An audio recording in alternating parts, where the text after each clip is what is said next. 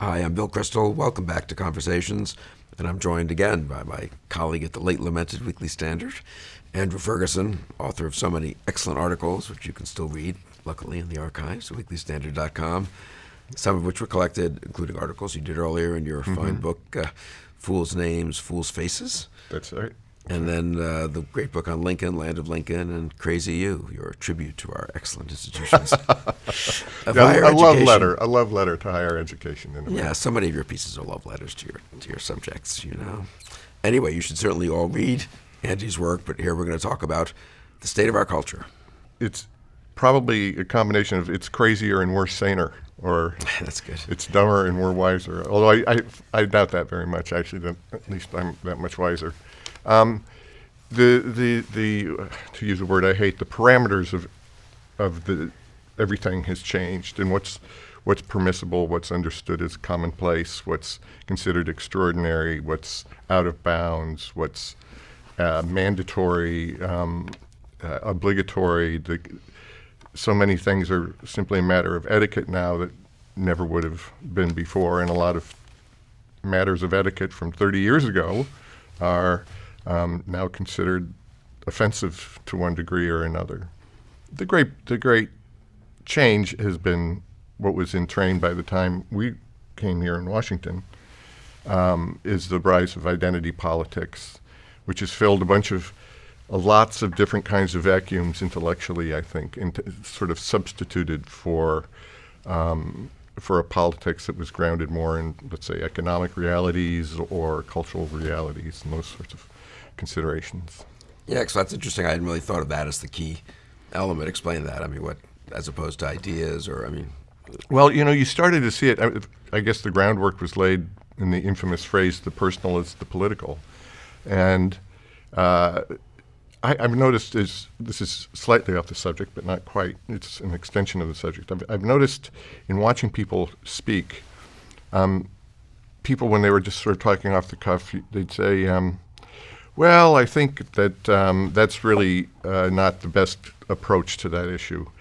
Now what you'll hear people say more often, and not just younger people, but I feel that that's not the right approach. So there's been a kind of a shift in wanting to sound smart to wanting to sound sensitive.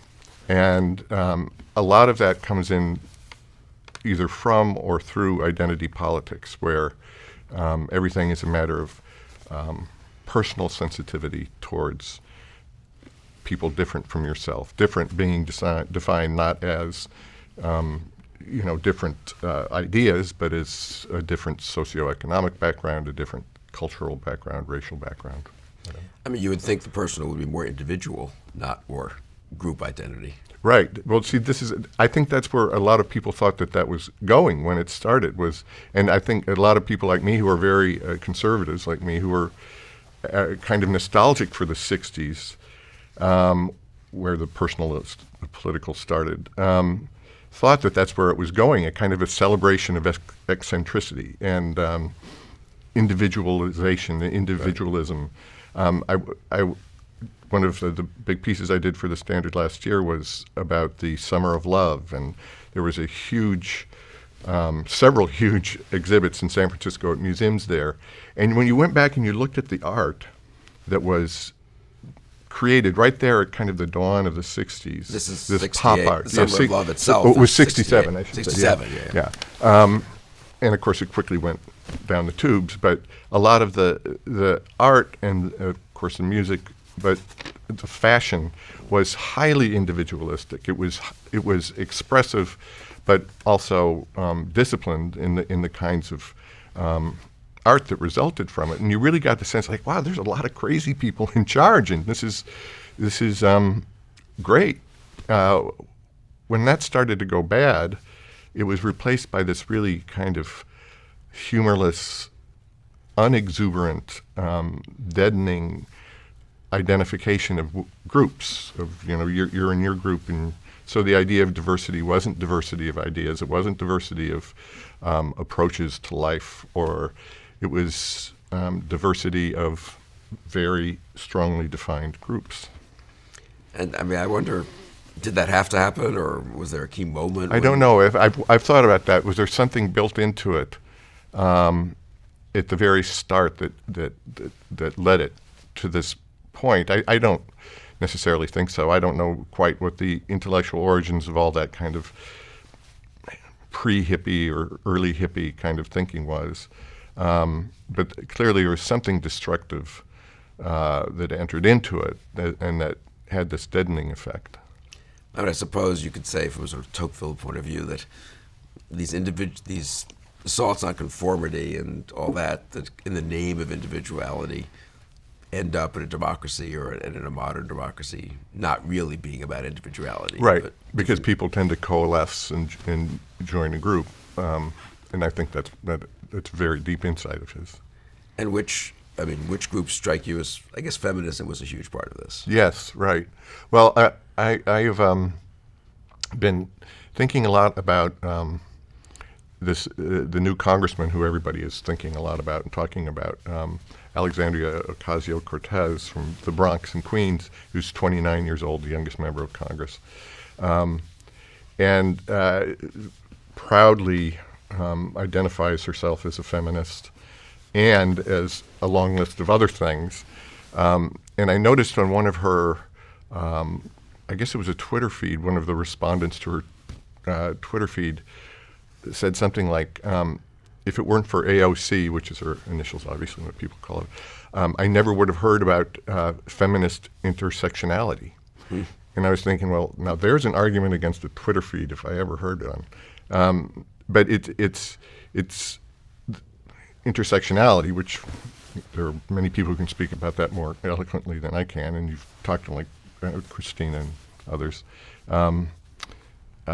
is a way of trying to juggle these group identities and without ever kind of asserting any given individuality, without sort of breaking out into your own self, as opposed to, just being a member of a series of groups.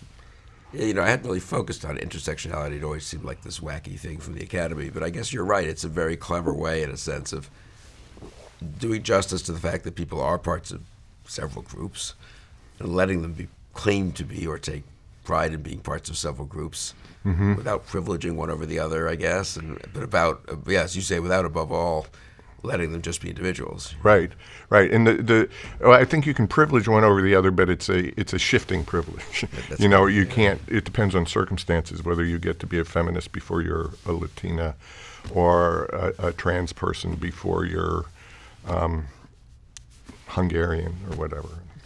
So, what is the real effect of that? I mean, do you think it really does drive people's thinking and lives? And well, I mean, it's very hard for ever to for that stuff to soak down into the day-to-day life of ordinary human beings. I think ideas don't have as many consequences as we like to think they do. But I think in the general sense, it's a deadening of the culture. It's a discouraging of spontaneity and sort of individual exuberance and the kinds of things that, as I say, some of us thought the 60s were going to be about. And it's also, it becomes unadventurous. And we were talking about using the phrase dumbing down. That's a very important element of all of this, is that the lack of intellectual adventure and the sense of like striking out and thinking new and thinking fresh really gets buried in a lot of this. And so the ideas get tired and become more catechisms than they are schools of thought. I suppose the kind of pride that I think we took in trying to be different or contrarian, people want to be first, I suppose, with a clever formulation. Yeah, well, that's true. But not really contrarian, I would say. No, at least it doesn't strike me that way. And this is not a leftist phenomenon exclusively by any means. I think this is really something that transcends politics, because certainly the kind of conformity that Trump people want to impose on their fellow Republicans or fellow conservatives or whatever certainly is not a sign of intellectual adventurousness or a tolerance for for individuality. I mean, I've been struck when I've been in arguments and someone says, well, that lost, or that the majority disagree with you. And one's instinct, at least my instinct, is to say, well, fine. I mean, Yeah, sure. what does that prove, Yeah, But right. that is less, I think, less said today than it would have been 30, 40 years ago. Right. Well, I think that it's a funny thing. I mean, you and I are part of that generation, although, as I mentioned, you were much older. But that when we became conservatives, or I think you were probably always more or less conservative. I was a typical radical lefty, and then became a conservative. But I kind of became a conservative because it was contrarian. Yeah. And not because it was contrarian. I did it because I thought it was right. But it happened to be contrary to the whole drift of the Republican Party, certainly the Democratic Party. And so you had a kind of sense of joy and pleasure in engaging with things because, not everybody was like you. And that was nice.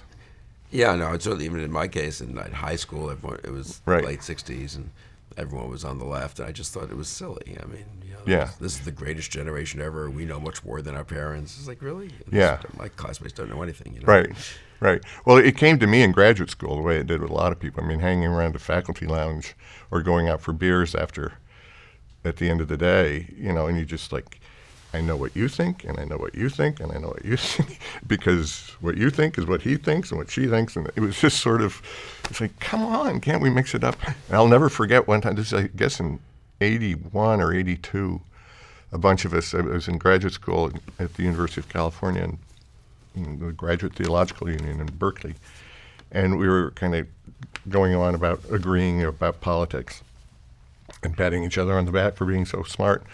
And one of the guys, actually very sort of a mentor of mine, just popped out. I think he'd had too many beers, and he said, well, I voted for Reagan. And you could have, it was almost like one of those commercials, where all of a sudden the whole bar quiets down and everybody turns around and looks at him.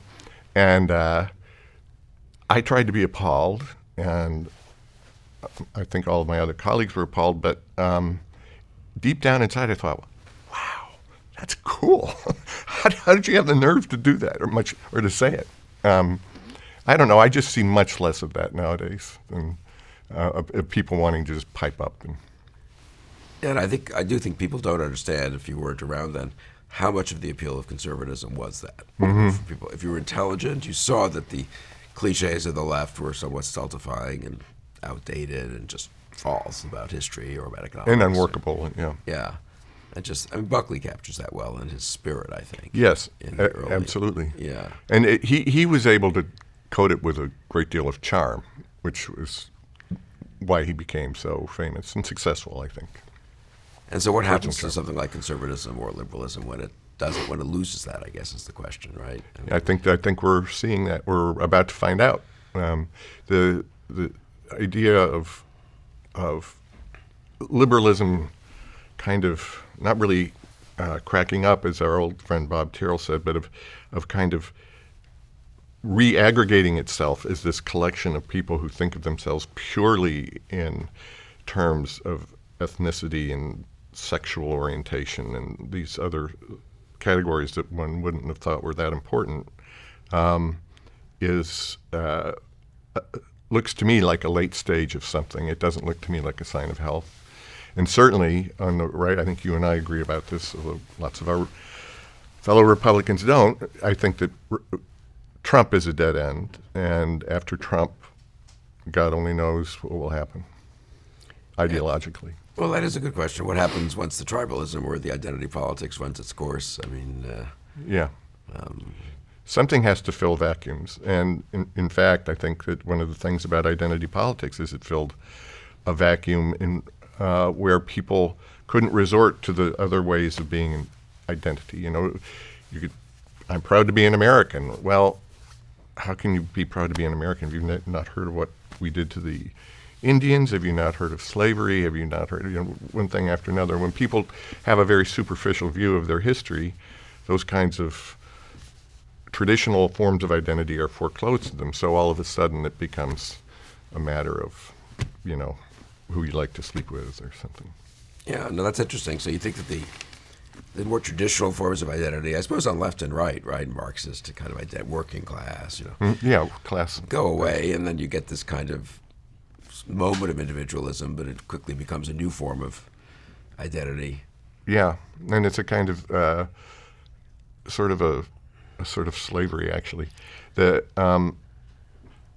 One interesting thing about Ocasio-Cortez, who's actually, I've discovered, paying attention to her, is actually much cleverer than a lot of people want to give her credit for on both the left and the right, is she is deeply imbued in sort of old-fashioned Marxism. Yeah.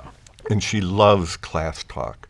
She loves talking about the working class and that she herself is working class, and although I'd say of the upper working class. But so there is some of those traditional leftist elements in there. But again, that's just part of the intersectionality, I think. It probably makes her somewhat refreshing, actually, that she's a little like... Yeah, well, there's a lot about her that's refreshing. One is just she is a personality built for social media. I mean, either her personality was created by social media, or she just happens to have this sort of combination of characteristics that really, really adapts itself well to, the Instagram story, and she's very good. She's extremely good at Twitter, which is something that I never thought I would say about anybody as a compliment, but being a Twitter phobe myself. But she really knows how to use it, and her energy comes across and all that sort of stuff. But she's also really smart. I noticed, and just as a politician, for example, her mother cleaned. Was a house cleaner and drove a bus when they were growing up after her father died. And so when she talks about that, she'll say something like, I learned that when I was cleaning toilets with my mother. Yeah. Well, I'm sure she cleaned a lot of pewter kitchen fixtures too, but she knows enough. When I was cleaning houses with my mother, when I was cleaning toilets with my mother. She's got messaging, as we used to call it in politics. She's very, very crafty. Maybe she heralds a kind of comeback of a certain kind of individual. That would be nice, except she's so hamstrung by the ideology, I think. I mean, you mentioned social media. How much has that contributed, do you think, that sort of technological changes? That again was supposed to liberate, differentiate, individualize. I'd have a better sense of that if I used them more. My sense is that it's just been and I'm certainly not the first to say this, it's just been a sort of a race to the lowest level possible. I mean, certainly you see that on Twitter. I mean, Twitter is a sewer, and there's very interesting people saying very interesting things, and sometimes some of the threads can be very substantial. But basically that's all just, that's just a lifeboat skidding across the top of a big sewer, as far as I'm concerned. And but I don't. What accounts for that? I mean, is it just that a certain kind of human nature has now been unleashed by the technology? I don't know, really. It does seem like everyone publishes, everyone writes. There's a kind of democratization, right? Which in some ways is good if you don't like the old, stultifying certain aspects of the old elite, of course. Right. And I think that again, that was one of the hopes for the liberationist potential, and but instead, for example, in politics, on Twitter, where everyone gets to be an expert, what you find, at least in my experience, and maybe mine is too limited, but what you find is you still find the herd of independent minds, that people used to accuse. Clement Greenberg's great phrase about academics, that, there's a herd of individualistic, independent minds on the right and on the left, and they're all just kind of scampering around like a herd of antelope going this way, and then they go that way. So I don't see a lot of individualizing potential there. And how much do you think sort of knowledge, has to do with it? Lack of understanding of lack of teaching of history, lack of teaching of other things? I mean, is that Well, I'm sort of a totalist when it comes to that. If I had to go back to anything, it would be, you remember the left wingers used to talk about the great march through the institutions and the long march through the institutions. And the first one they went after, to the extent that it was even an organized thing, and it was to a certain degree, was education. Right. And specifically, they dismantled disciplines of history and civics, political philosophy, obviously, as you know well. And when that was sort of gone, and the humanities began to decline as a result of that, that's the point I made earlier. That's sort of what identity politics came to fill, was a way of understanding yourself that would have been fulfilled by a deep learning about your country, its traditions, how things work, rudimentary understanding of science, and a familiarity with at least a handful of great books. And when those things were gone, or at least subsumed into a kind of a political agenda, then something had to respond to people's need to feel an identity in them. But I suppose the earlier identity, or the earlier thing to which people aspired, was a kind of somewhat universal appreciation of high culture, or maybe high middlebrow culture, depending on what level one was working at. But if you think of the 40s, 50s, sort of great books, kind of, and the ultimate of that was individual flourishing.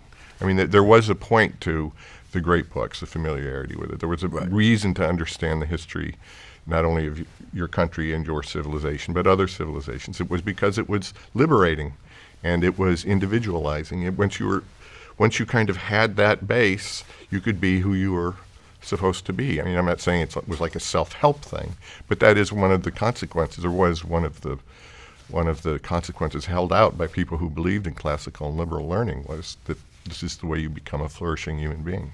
And you could choose whom you most liked and wished to study, and were most influenced by. Right. And being from a certain ethnic group didn't mean you couldn't love James Joyce or Tolstoy at all. There was a certain amount of edifying sort of absolutely nonsense there, but I mean, it was also there's authentic. I think some great American writers, even Richard Wright, who was a African American, but a communist for part of his life. Ralph Ellison. I mean, these guys took, as Ellison in particular had loved great writers. He wanted to be Flaubert as much as he wanted to be a great African American writer.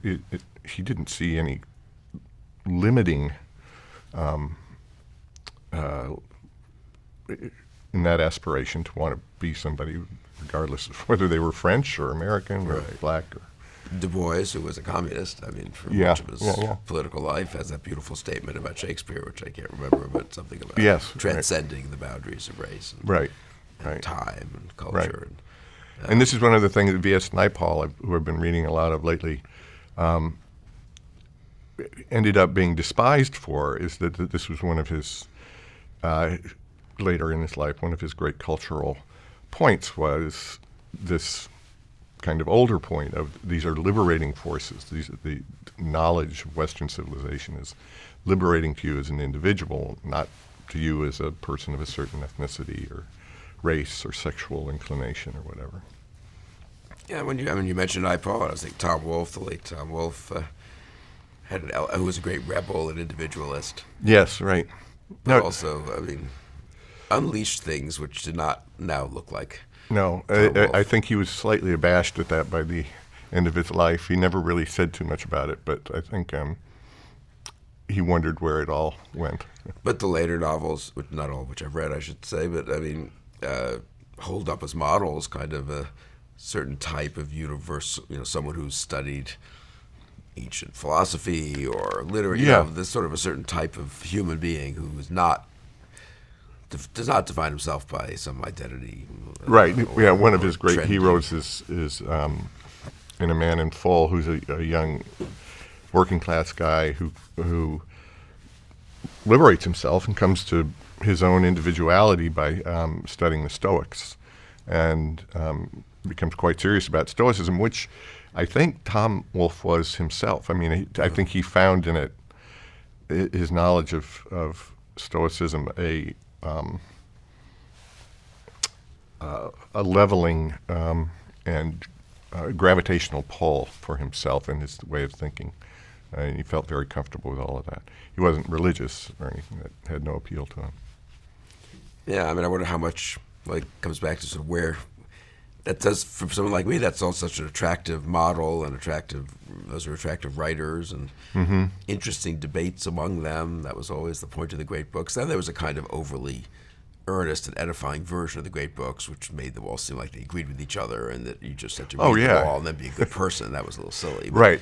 But the more serious version of great books and Western literature and the kind of trilling and all that whole tradition, and that doesn't seem to be around. It became, well, I kind of understand why that died, because it really did take a wrong turn in a certain way. Do you remember the actual great book series that Mortimer Adler seeing it. I don't put think out? I ever, yeah. And so, on this end is, Herodotus, and up there is Marx, and then in between there's 30 volumes, and they all look exactly alike, and they all open them up, and they're all in this tiny print and double columns on the pages, and it looks like the worst possible version of homework that you could ever imagine. And there is no sense that there is a difference between Herodotus and Marx, Right. and it's just this big uniform march through culture, which is the exact opposite of what we were talking about before, of the power to liberate and turn one into oneself, that these various books have. And so you kind of looked at it, and earnestness is one word for it. But it was a wrong turn that people made in the 40s and 50s and early 60s. Yeah, I think following on it's kind of progressivism of an intellectual sort, that one builds on the next, and they all have some truth, and Right. later ones are probably truer than the earlier ones. Not the clash of, not the exciting way of thinking about Right. them. Well, if you think about Clashes of ideas. your best teachers, your favorite teachers, they've made these things thrillingly alive, and you'd walk out of class just like sort of buzzing, and then you go and you look at Mortimer Adler's shelf of books, and you think, ugh, I can't do that. No, and people like Bloom and others were not fans in a way of the Mortimer Adler way of doing the great books. They get conflated a lot as conservatives, and sort of for reading some of the same books, but Right. not the spirit. It was a different thing. One thing I think that Bloom made a mistake about with Adler. And the admirable thing about Adler, Mortimer Adler, who had done this, the editor of the Great Books series, was that he was a Democrat. He was a small d Democrat. Right. He really did believe that this was all available to everyone, which makes it even doubly sadder that he didn't find a way to sell it to the demos the way he did. Instead, he kind of made it look like you too can be a snob, and it didn't work. And higher education, how do you see any signs of hope there? I always think that there should be rebellions against this kind of stultifying conformity, but it's hard, institutionally, I think it's hard to do that, though, these days. It is. It's obviously, and I know. I'm sorry. I don't. I look around all the time. I follow it as closely as I can, and the stranglehold that certain people have over their colleges is there's a new problem with the American society of classicists. I can't remember what the professional organization is called, where they're just absolutely driven to include as many people based on race and ethnicity and sexual preference and sexual identity and all that. It's absolutely preoccupying the entire profession or the discipline. And to the extent that classics will be taught, it will be taught as an instrument of that identity politics, as another way of approaching identity politics. And I see that in one professional organization after another. I don't even think that ordinary, well-informed Americans are aware of the degree to which all of the professional academic societies have been taken over as activist groups. And that, of course, changes the way that the makeup of the university departments and so on. And do you think in the actual classrooms it's as bad as when it's as bad as conservatives sometimes make it seem, or worse, or better? Or? I don't know. I mean, I talked to people just out of college, and my view is skewed by the fact that most of them are people I encounter in my line of work, which means most of them are sort of have gone to liberal arts colleges, usually very expensive ones. And they all seem to suggest to me that it's not a classroom problem. But again, that's just my own. I gather it gets worse the less distinguished the professor is. If it doesn't matter if the professor is a leftist. If he's a true scholar, he's not going to be. He knows enough not to try and indoctrinate kids into whatever his enthusiasms are politically. But most kids now are taught by adjuncts and people who have one-year appointments. The kind of what we used to call academic gypsies back in my day. They'd load up the microbus at the end of every school year, and you go and you try and find another one-year appointment. And I think that's the people who can kind of live that kind of life are generally driven by something other than pure scholarship. It's usually they have a mission that's ideological. I mean, I guess what is striking about this moment is the combination of boring conformism and crazy apocalyptic hysteria. Yeah. How does that work? Boredom and hysteria. Well, maybe that's how it works, huh? Yeah. Well, again, this gets back to the lack of general historical and cultural knowledge. I mean, if you don't, when we were just talking about the T-shirt that says, I'd rather be Russian than a Democrat, right. Now, I'm sure that's being worn by people at Trump rallies, some people at Trump rallies. I'm sure that's wry in its own way, but nobody who knows the history either of Russia or the Democratic Party can actually seriously say something like that. But if you don't know anything about either of those things, then it kind of becomes a little bit more permissible. And it's the same way of, on the other side, if you can attack or see as the central driving forces of American history as patriarchy and homophobia and sexism, but only if you don't really know anything about other cultures or world history or even American history. That vacuum creates this kind of this sort of implausible and eventually hysterical understanding of the world, and so everybody gins each other up, so the world's about to end all the time. We went, just to go back to the actual practical politics of it, the big agenda of the left, and Ocasio-Cortez is the leader on this, is this thing, the Green New Deal. Right. Well, nobody who knows anything about the New Deal really thinks that this has anything to do with that kind of approach to government. This is a absolute takeover of just about everything, and would require a destruction of personal liberty that first off, no one will tolerate. But it's only because it's the half knowledge if they've heard the word New Deal And so let's call it the New Deal, and we can pretend that these are the kinds of things that Franklin Roosevelt would do.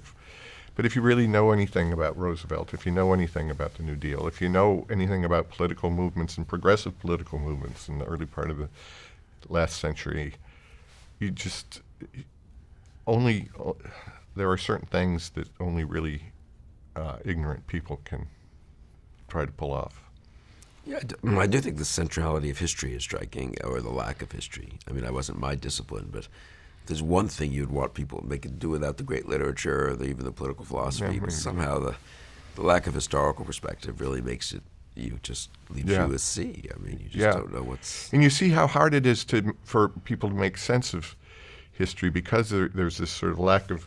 I mean, a knowledge of history creates a kind of moderation, in my opinion. I mean, there's sort of a humility about what you can think you can accomplish politically or ideologically.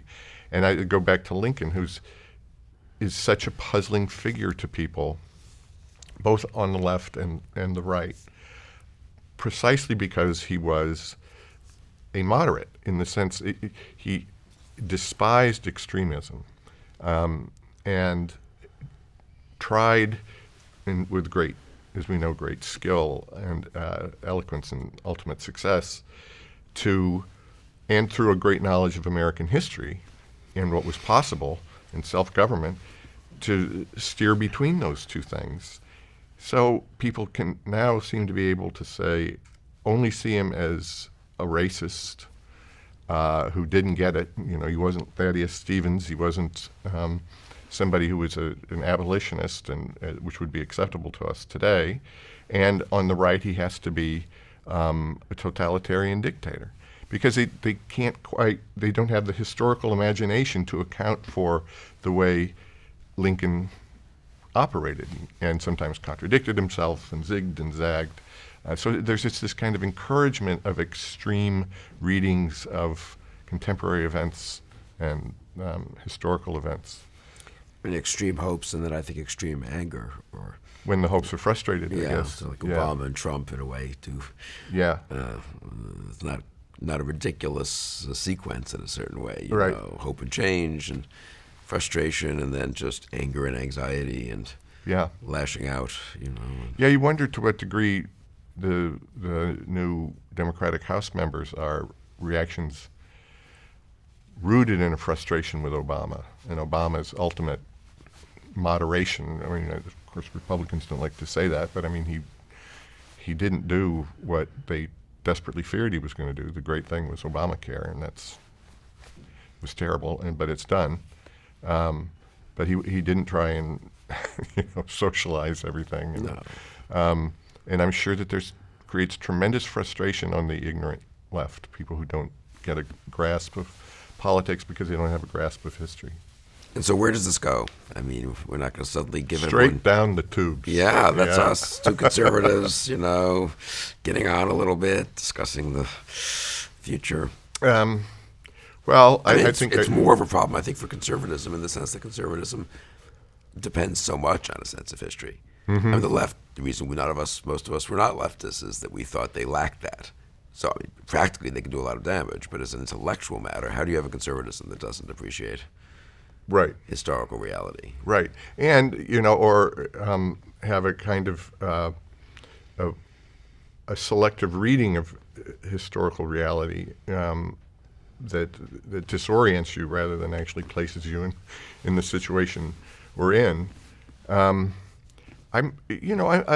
are lots of glimmers of hope in terms of just this narrow view of history. I'm just reading this book by Michael Beschloss about presidents at war. It's called "Or Presidents of War" or something. It's not particularly well written or anything, but Beschloss is an example of a glimmer of hope in that he's one of these presidential historians, which is a new job title, at least in the last 20 years.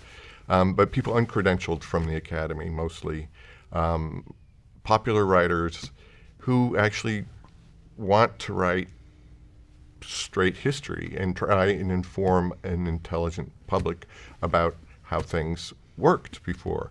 And there's tons of them, Doris Kearns Goodwin and Richard Norton Smith, and they have their drawbacks, I suppose. But it shows that there's a real, David McCullough, of course, also. He's probably the king of them.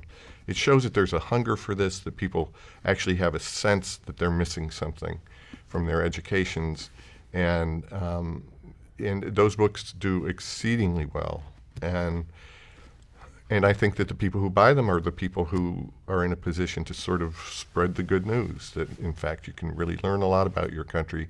And when you learn a lot about it and about your civilization, you end up with a kind of respect, however grudging, and a humility about your own position in the Yeah, in a sense that there are pluses and minuses for most arrangements, and that it's not all black and white and so forth. Yes. I mean, that part is what strikes me so much, especially on the right. I mean, Well, it used to be, I've always used this phrase, muddling through. I've always been a big fan of muddling through, which I think is the ultimate conservative position, which is, you have to avoid grand schemes.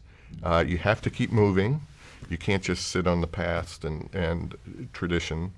Tradition has to be your guide, which is why it strikes me as this radicalism on both the left and the right is so destructive of the conservative temperament and a conservative politics. The famous now essay the Claremont Review published in the Flight 93 election, which essentially said that it's now or never. We're going down if we don't elect Trump. Well, we elected Trump, and we may be going down. I don't know how that works, but that to me is an ahistorical and extremely unconservative view of the present situation. yeah, and just hard to know how people get. Do you need some shock and an external shock almost to get people open to a more conservative view? To see the consequences of a kind of, flip radicalism, if that's the right way to say it. Right. Well, I think in a way people were misled to think that the shock that the system needed from outside was Trump, and I think that that's not correct.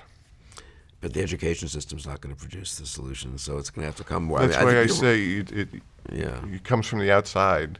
But because it's one of the great things about having a market economy and a self-governing people is that they can find their workarounds, as they say. And I think people like Beschloss and Doris Goodwin and Richard Smith and McCullough are a way of people finding a workaround of this monolith in the academy that has actually turned out to be rather destructive.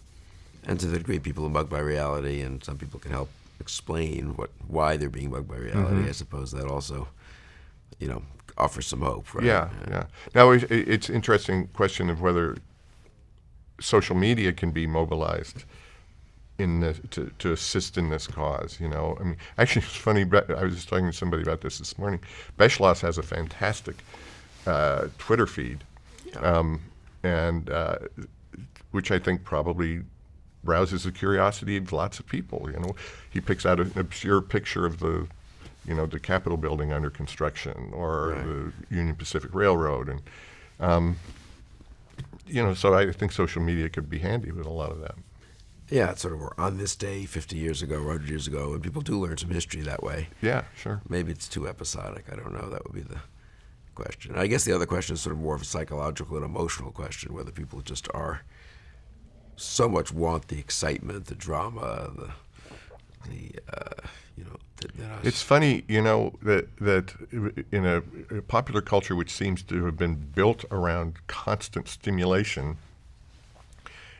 people still want to seek stimulation from their politics. I mean, you're not getting enough from Grand Theft Auto 8. I mean, I'm dating myself, but so you have to have a president who screams over Twitter 20 times a day. I mean, you have to have this, get your excitement and stimulus from things that ordinarily should be conducted in a very calm and reasonable manner. But it's a paradox that people want to gin up politics, just the way they've ginned up electronic entertainment and all the rest. Yeah, but I suppose emotionally and psychologically, maybe it's not a paradox because it's the same search for a kind of constant Oh. novelty and Yeah, right. shock, surprise. Every shock has to be a little greater. Right. I guess it's just some of us who have shock fatigue after a while. Yeah, you'd think.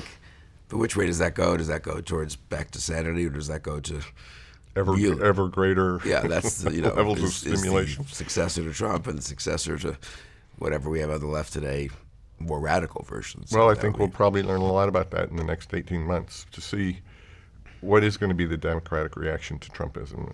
Are they going to go for an Ocasio-Cortez-like figure, extremely smart and savvy, but built on this kind of ferocious ignorance? Or do they try and put up somebody who's mature and reasonable? You could argue that one either way, right? I mean, in terms of what the better contrast is for them. Yeah.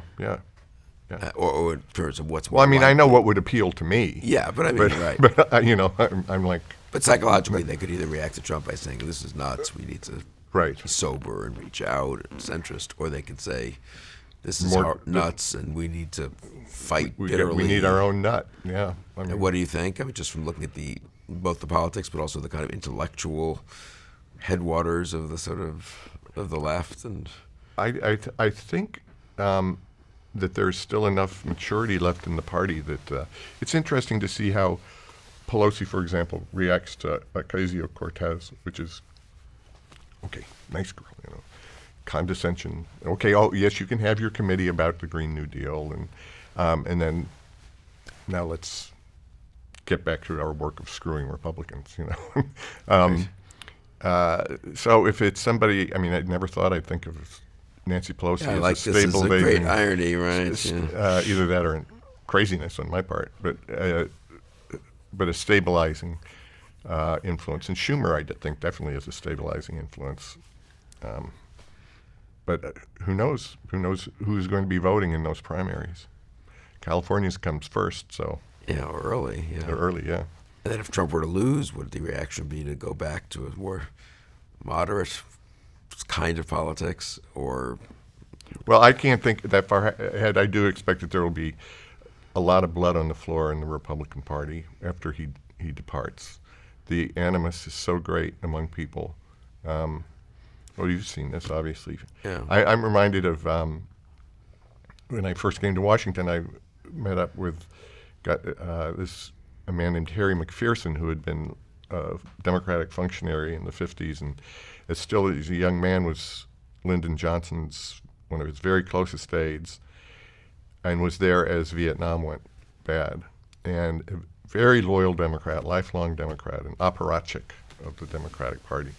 And he told me what it was like in the late 60s to be a Democrat. It's just friendships were broken. People parted company and didn't talk for 25 or 30 years, and people who had been intimately friendly. And something like that is I think the reckoning that we're going to deal with. Yeah, no, I think it's already happening. But what's most And it's happening now, maybe yeah. this is a final point. I mean, what strikes me about this moment, though, and is most mystifying to me, is it feels like the '60s. Maybe on the right, the way they were with the left, But they had Vietnam, and they had riots in the streets, and you could Yes, understand. yeah. Why, I mean, I don't honestly understand why in America in 2019 why this is happening in some sense. I'm sure this shows them out of touch and so forth, but still, it's Right. It's not obvious, right? Right. Well, I think there's a couple of analogous things. I think that the war in Iraq transferred or disrupted our politics, not to the degree that obviously Vietnam did, but it still has lasting effects. I was interested. This is really ancient history. I was interested in when President George H.W. Bush died, and there were a lot of old Bush hands around, and everyone was just unanimous in saying how great it was that the president broke his no new taxes pledge in 1991, which he had been elected on. And a couple of us were saying, you can actually trace a line from that broken pledge, which is absolutely central to his person as a public figure, and Trump, because it was a point at which people said, God, you can't trust any of these bastards. They're all, he can't even keep a simple, straightforward up or down pledge like that. And so, sure enough, then there was this Ross Perot who came out, and a crazy man out of Texas, but a symptom of that kind of alienation that started to build there, and that ended up in Obama in a certain sort of way, and then the Tea Party, and then Trump. So there have been things, bubbling underneath the surface that have been serious events in the political culture. But again, we don't have assassinations, we don't have riots in the streets. No, the financial crisis. No, I think And the there's plenty financial of reasons crisis, to of lose course. confidence in elites, but it's just striking how much confidence was lost when you look around the country. You don't quite see that it's Right. not hyperinflation, all the things that one reads about that lead to huge reactions. Now, we haven't had that kind of reaction yet, so maybe we won't. But Well, Trump was a pretty big reaction. yeah, I think that is right. Okay, we'll come back in 18 months when my voice is back, and we can judge what the reaction on the left and the right is to Trump after 4 years instead of after 2, and to the whole moment in American politics and culture. There will be another moment then. Good.